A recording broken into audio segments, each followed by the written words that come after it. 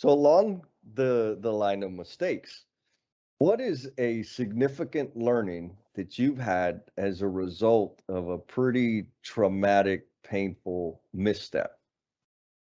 It's going to be lying. Like I thought Lying. about this. Yeah, lying, not telling the Okay. truth. Okay. When I was younger, I was probably maybe 9 or 10 years old, and something happened in the house where Okay. I messed something up, and my dad confronted me on, what did you do? It was clear that it was me. It's clear. There was no doubt. All the evidence pointed to me, and I tried to lie.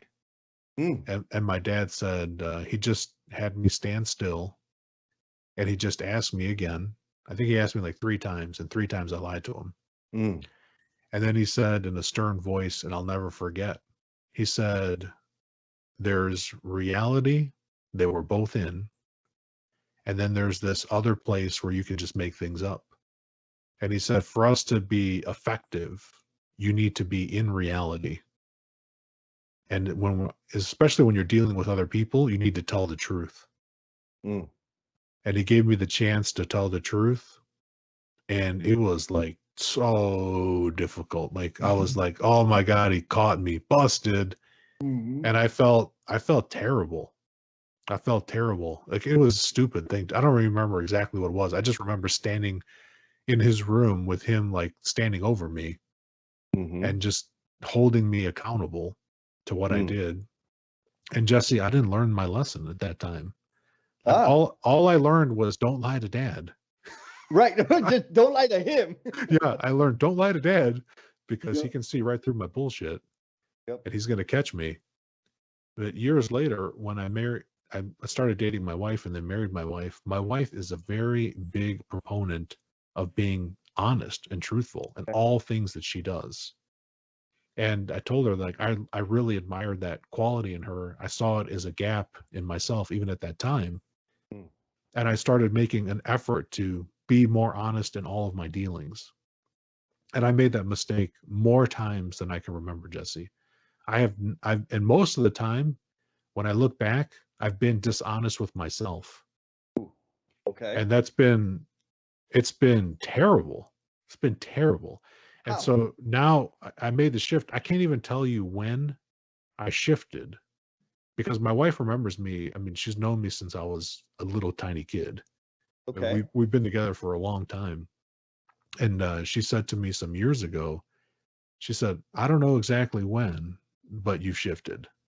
Mm. And I said, yeah, I agree.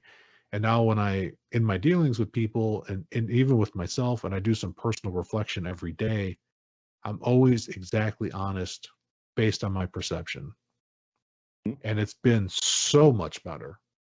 Mm. It's been so much. It has been the one thing, telling the truth, that's made probably the most difference in my life. Yeah. And Yeah. it doesn't mean that I'm not like have, or I just tell people whatever I think without a filter. It's not that. It's not, I don't be honest. I'm not brutally honest to hurt people's feelings, but I am honest. And when I mess up, Yeah. just like we learned in extreme ownership, I own it. I own it Mm. 100%. I have made mistakes at work, and in the type of the work that I'm doing organizational transformation. It's not the Yep. easiest job in the world, and there's not a good, there's not, there's not a one size fits all approach to be good at it. And I have to Yep. earn it every day. And like you talked about it in the beginning about building trust with people, the fastest way to erode trust is to lie. It is the Mhm. fastest way. And I've read a couple of books about this that I can't remember the names of the books, but two of the books I've read just this year, the number one rule that the authors were telling people was tell the truth. Two separate Mhm. books. One was written in the last 5 years, and the other book was written like 600 years ago. It's an Mhm. old book that's been translated into English from another culture, and I just can't remember the name. Yep. But both of those, I'm like, wow, two books, 600 years apart, same message. Tell Yep. the truth. And that's so critical. When we do some of the things, Jesse, in our work with like problem solving, we go through some frameworks like PDCA, plan, do, check, adjust, or A3 thinking, a little more advanced, or even Scrum, or even something like the OODA loop, observe, orient, decide, act. I mean, all of Hmm. those things have there's a common step, understanding your Yep. current state. If you lie to yourself or to your people about your current state, you have zero chance of closing the gap. Zero chance. And I always think about the story of the emperor has no clothes, where an entire town lied to this, person in charge, and he Yep. got ripped off.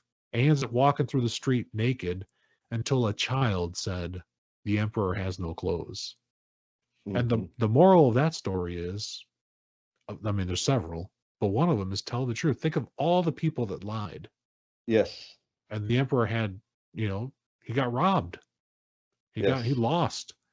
He lost out because he lied to himself. He had all the people below him lied to him, and it was a child that intuitively knew to just tell the truth. And Yes. so I say to everybody, it's not going to be easy. It wasn't easy for me. I don't know who taught me how to lie. you know, and but it doesn't pay. It doesn't No. pay. It's better to just tell the truth. And it's something that I thought about that when we were getting ready for the podcast. And I said, I mean, this is my biggest lesson. And I've Okay. never talked about this before, but it has been the best lesson.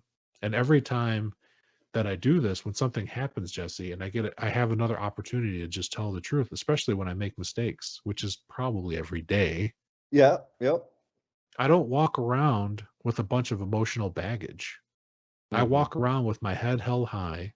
I know that I'm not perfect, but I tell the truth and it serves me better than the alternative. Yeah. Yeah. It's You touched not touched on, you nailed it. For me, when you said emotional baggage, and earlier talked about being honest and true to yourself. mhm. Like, yes, there's baggage that comes with me lying to people.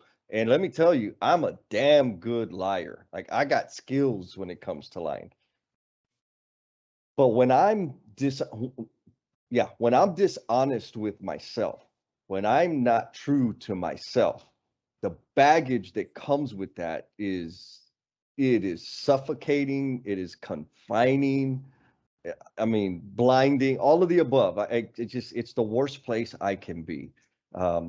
So when you brought it up about being honest with yourself, would you mind sharing an example of one of those times you were dishonest with yourself and breaking through that?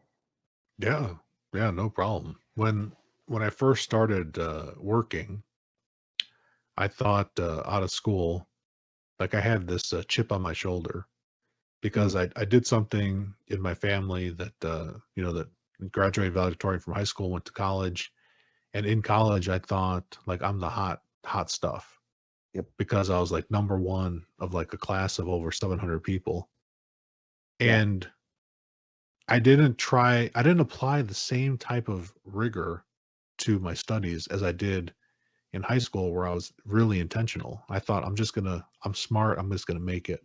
I kept telling myself like I'm smart, I'm good.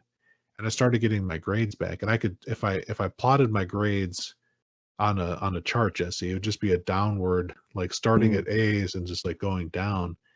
And the more I was just honest with myself about what I was doing, I wasn't putting in the work. yeah.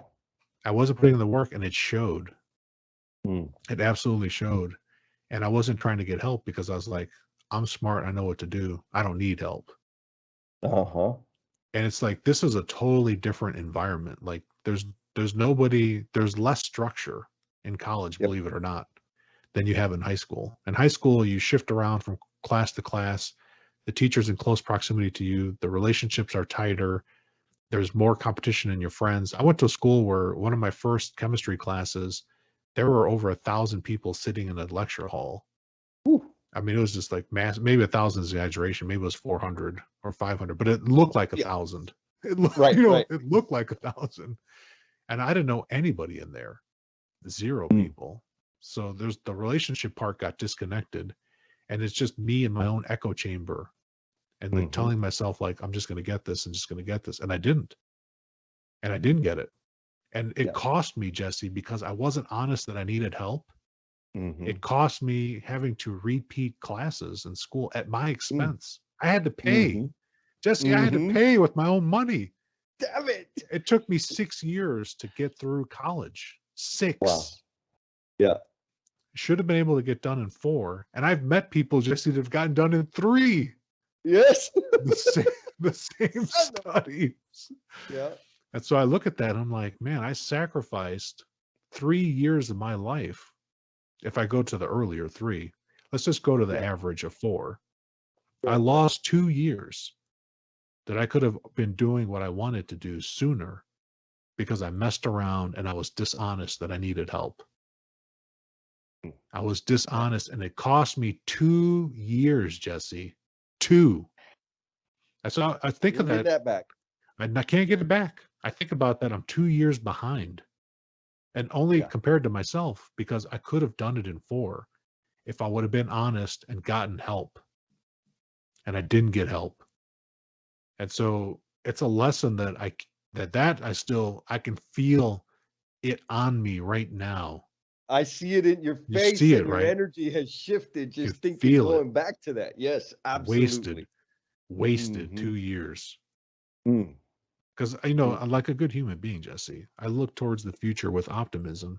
And I see when I look back, what I'm able to do on an ongoing basis. And I see the growth. And I think like I could be 2 years ahead right now of where I am. Yeah.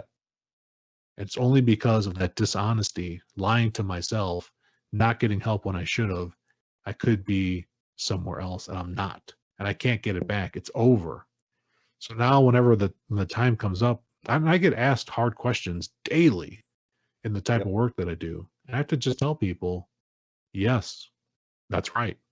And if somebody, and even when someone perceives something and they're telling you what they perceive, and it's not always pretty, I find myself like, for a second, I can argue with them or fight about it, or I can just say, yes, that's it. And then own it and then move.